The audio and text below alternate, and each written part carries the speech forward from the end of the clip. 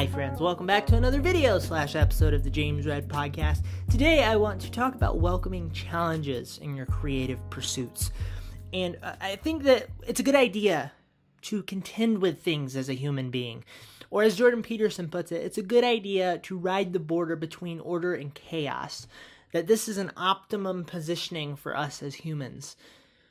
The pursuit of happiness is something to be very careful with. And the reason why I bring in this idea of the pursuit of happiness is the pursuit of happiness and the pursuit of comfort can be somewhat synonymous in the way that we tend to think about it. A lot of times when we're thinking of being more happy, we're thinking of becoming more comfortable in our circumstances in life. Whether that is where we live and financially, but also relationally and creatively and this and that. We're looking for more comfort. And this is a good thing to pursue. But I think a good idea is to put it within a framework of a greater pursuit of meaning. What I'm trying to do in life is pursue the highest meaning I can find, and then fit everything else within that as a subcategory of that. Right? Comfort will make you comfortable, and there's utility to that. But too much comfort breaks you down as a human. And there are many examples of this in the wild. The wild's kind of a dangerous, uncomfortable place, right? So let me rephrase. There are many examples of this in the suburbs of America. And first off, a good example is a personal one. The fact that when I become too comfortable, I start to become sort of depressed. And whenever a challenge is before me and I want to take it on or I need to take it on, and sometimes there's a vagueness of if I know, should I take this challenge on? Is this something that is meaningful enough to put my time towards? That can be confusing, but I will look at this challenge and say, you know what, my air conditioning, which just turned on in the background, it's going to ruin my audio. And I'm, you know what? I'm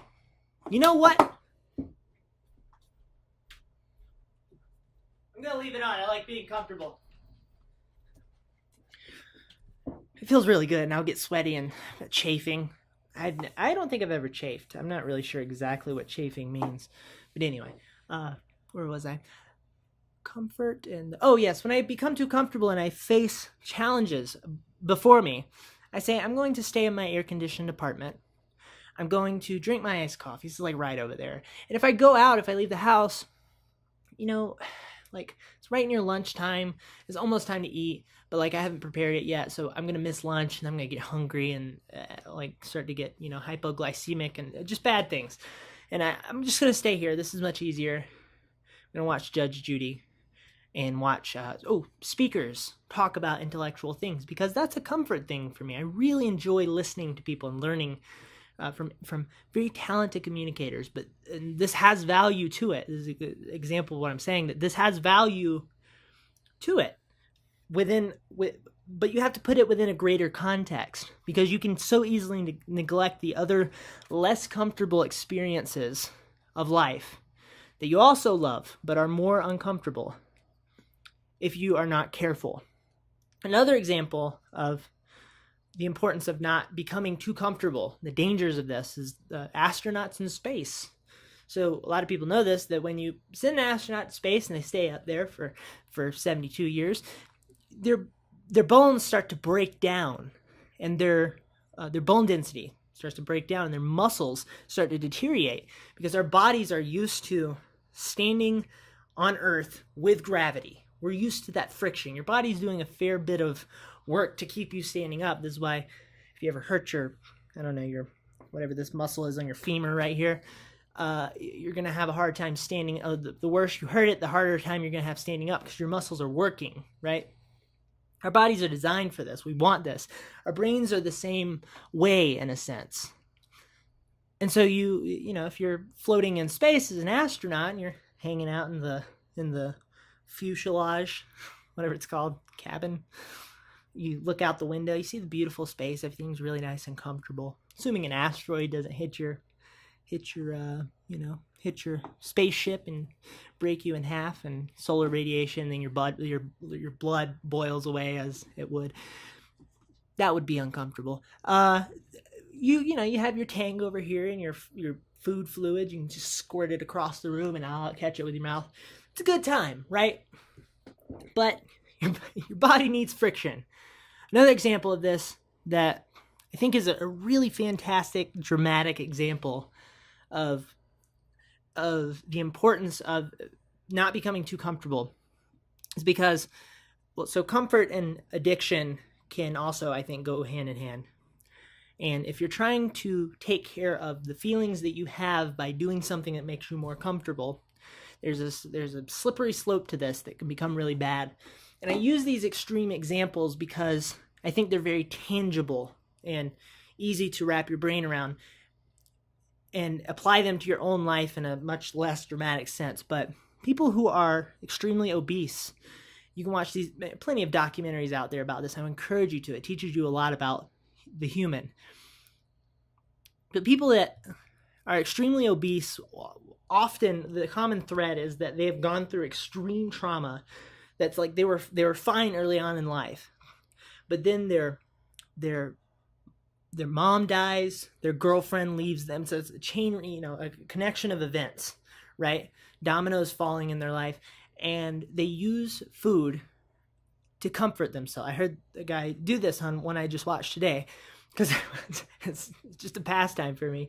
Now, I was looking up material for this, and I came across this guy who was 1,000 pounds. Very sad story, but he said, my way of dealing with my feelings was food. It's one thing to hear that from people around in life. Yeah, they're dealing with their, it's this idea that goes around, but it's another thing to hear it from the person themselves, right? Then there's some realness to that. But, somebody very close to him died. Mom, dad, I forget. His girlfriend left him.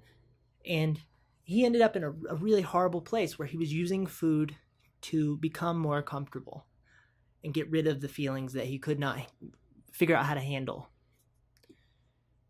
And so now he's in a horrible position where he can't leave his house. He has caretakers. He has to go. There was an operation that he could have, but there was like a 50-50 chance of survival. So he's in this, really, really sad place. We find ourselves in our own versions of this if we're not careful, right? What this causes us to do when you become too comfortable is you become selfish, become overly selfish without even maybe realizing it. You'll start to feel yourself start to do things. You're like, that's not me. And so when you have something to contend against, and you have a friction, it builds your stamina up, and you rely on yourself more, and you don't spend your time focusing on the things that matter less. You're too busy focusing on the things that matter more. And you also depend, you depend on others, and this guy physically depended on others to stay alive, stay clean, this sort of thing.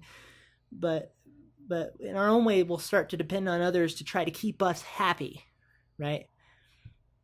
And so the opposite side of this is pursuing meaning in your life. An interesting example of this is I came across the story of a guy named David Eubank, who is a missionary and an aid worker, and he spent some time in Iraq. And at one point, he was in this area where there was I think it was maybe a village, some area where ISIS fighters were around this place, and they were killing civilians. They were shooting them.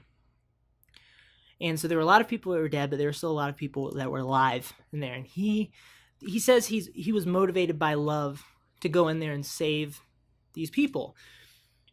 He rescued a 6-year-old girl and had to go back in there and rescue some more. And at one point, he's thinking to himself, if I go back in there, there's a good chance I'm going to die.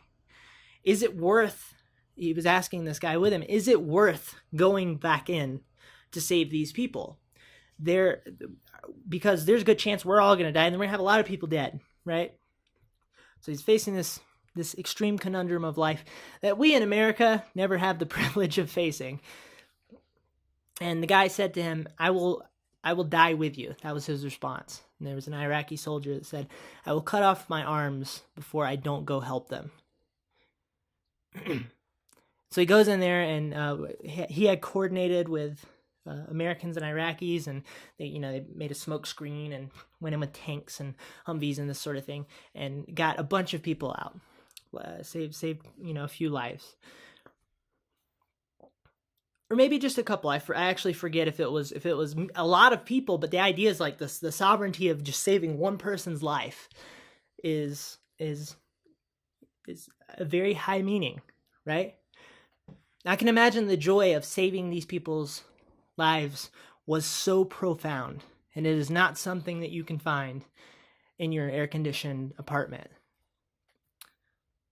That's a different kind of happiness than the happiness that you can find from pleasure and comfort. So I think a purpose is important. And so the question is how do we apply this to the creative realm and also to our mundane daily lives? This is where we spend most of our time, and most of the time we're not running into ISIS-held territory to save a child. There's a clear indication of meaning there. You're like, okay, if I get this person, bring them back, good thing, right? Life is much more vague than that. But I think that is the question. If you're a creative type of person, is how do you apply that to the creative realm? And I believe there are many opportunities. There's many a great photographer, musician, filmmaker, speaker, underwater Victorian era interior designer, especially those. They have a big role to fill. Large pants to fill. Well, it's a really dark going back to the obesity thing. Okay, thank you so much for watching. I'd love to hear your thoughts. I hope you have a lovely day. Goodbye.